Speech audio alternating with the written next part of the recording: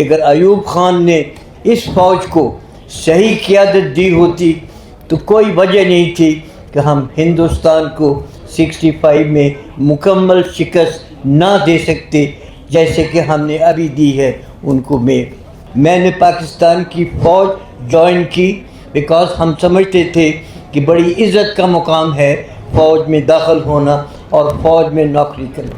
Openly کہنا چاہتا ہوں، the country at this very moment is struggling for its very survival.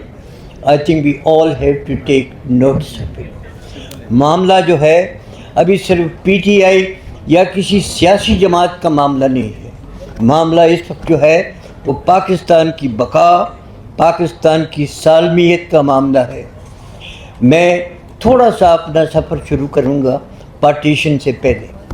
میری 11 سال کی عمر تھی اور میں 23 مارچ 1940 میں اس پنڈال میں بیٹھا تھا جہاں پر پاکستان کا ریزولوشن ایک ہی مولانا فضل الحق جو ایسٹ پاکستان کے تھے انہوں نے پیش کیا، اور قائد اعظم کی جو سپیچ تھی اس کا ایک ایک لفظ آج تک میرے کانوں میں گونج رہا ہے۔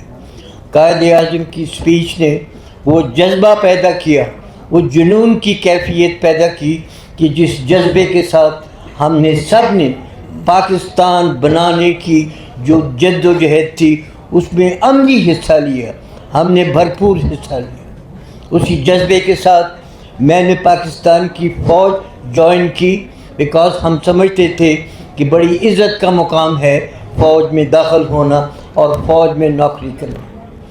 میں زیادہ اس کی بات نہیں کروں گا، صرف یہ کہوں گا کہ 65 کی لڑائی میں، 71 کی لڑائی میں نے بھرپور حصہ لیا، اور میں 65 کی لڑائی کے متعلق زیادہ بات تو نہیں کروں گا، صرف یہ کہوں گا کہ اگر ایوب خان نے اس فوج کو صحیح قیادت دی ہوتی تو کوئی وجہ نہیں تھی کہ ہم ہندوستان کو 65 میں مکمل شکست نہ دے سکتے جیسے کہ ہم نے ابھی دی ہے ان کو۔ اس کے بعد جو ہے وہ جیسا کہ میں نے کہا کہ ایک جدوجہد تھی، ایک جذبہ تھا، اس جذبے کے ساتھ اس ملک میں ہم نے شروعات کی۔ میں اس میں اور زیادہ تفصیل میں تو نہیں جانا چاہتا ہوں کیونکہ آپ سیاستدان جانتے ہیں کہ ہم نے کیسے سفر گزارا۔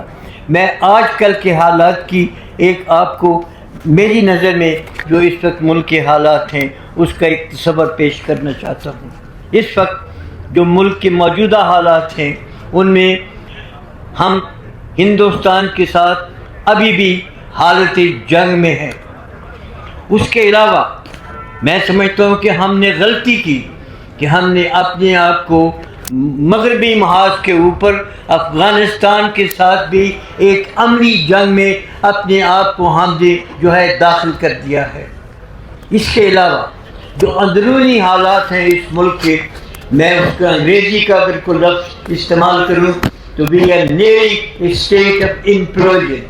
یہ ملک اندر سے پھٹنے کے بالکل قریب ہے، اور ان حالات کے علاوہ ہمیں جو ملک میں جو انسرجنسی ہو رہی ہے وہ بھی آپ کے سامنے ہے۔ میں اس کی زیادہ ڈیٹیل میں تو نہیں جاؤں گا، صرف میں یہ کہوں گا کہ ہمارے ملک میں اس وقت انسرجنسی دن بدن بڑھتی جا رہی ہے، اور ضرورت اس چیز کی ہے کہ ہماری آرم فورسز اور ہماری جو سول قیادت ہے دونوں مل کے بیٹھ کے سوچیں کہ کیسے ہم اس انسرجی کو کنٹرول کر سکتے ہیں۔ یہ صرف آرم فورسز کے بس کی بات نہیں، یہ اس سے اوپر معاملہ چلا گیا ہے، اور ہم سب کو بیٹھ کر اس کے اوپر غور کرنا چاہیے، اور انسرجنسی کے اوپر ہمیں خاطر خواہ اقدامات لینے چاہیے۔ اور یہ ہو سکتا ہے کیونکہ اس سے پہلے بھی آپ کو یاد ہوگا جب سردار داؤد تھے پریزیڈنٹ افغانستان کے، اس وقت بھی وہ پاکستان کے اندر سبورسو ایکٹیویٹیز کروا رہے تھے، اور اس کا سد باب جو ہے میں اس کی ڈیٹیل میں تو نہیں جاؤں گا۔ بریگیڈیئر بابر جو بعد میں جنرل بابر تھے انہوں نے اس کا ایسا سد باب کیا کہ سردار داؤد خود بھاگتے ہوئے آئے پاکستان اور مسٹر بھٹو سے انہوں نے میٹنگ کی اور اس میٹنگ میں انہوں نے کہا no more Pakhtunistan, I accept Durand line as the international border and I am ready to sign an agreement. ضیاء نے اس وقت خوب کیا اور ضیاء نے ڈیلیبریٹلی وہ ایگریمنٹ سائن نہیں کیا سردار داؤد کے ساتھ. وائی؟ امریکہ کی ایما کے اوپر, کیونکہ امریکہ چاہتا تھا کہ وہ پاکستان اور اس علاقے میں استحکام نہ ہو. اور ضیاء کے بعد میں بات کروں گا کہ میرا اپنا تھوڑا سا تجربہ ہے. میں نے اپنی زندگی میں کچھ چیزیں دیکھی ہیں. 51 میں جب گورنر جنرل ہاؤس کراچی میں جاتا تھا, وہاں ریسیپشن ہوتی تھی. ایوب خان اس وقت فوج کے سربراہ مقرر تھے اور ان کو انہوں نے ڈیفینس منسٹر لگا دیا کیبنٹ میں. ان میٹنگ میں خواجہ ناظم الدین گورنر جنرل تھے اور میں نے اپنی آنکھوں سے دیکھا کہ جتنے سیاستدان تھے وہ سارے ایوب خان کے گرد دیور کجولنگ اراؤنڈ تھے, اس کے ارد گرد گھوم رہے تھے اور ان کے الفاظ یہ تھے کہ sir the fate of this country is in your hand. Ayub Khan کا دماغ کیوں نہ خراب ہوتا. میں نے اس وقت بھی دیکھا 7 سال لگے اس کا دماغ خراب ہونے میں, بٹ آخر میں اس نے وہی کام کیا.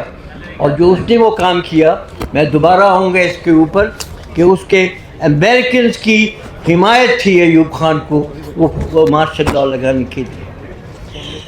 اب اس کے بعد آیا یحییٰ خان کا مارشل لاء, ضیاء کا مارشل لاء اور مشرف کا martial law.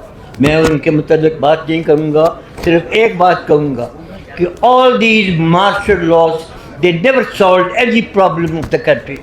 They left more problems in the wake of it than what they set out to correct. اور ہمیں اس چیز سے یہ ہمیں سبق سیکھنا چاہیے. اب اس کے بعد اپریل 2022 سے ہم نے ایک نئی ہائیبرڈ حکومت دیکھی. اس ہائیبرڈ حکومت کو کس کے ایما کے اوپر کیا نام ہے کھڑا کیا گیا وہ سب کو پتہ ہے.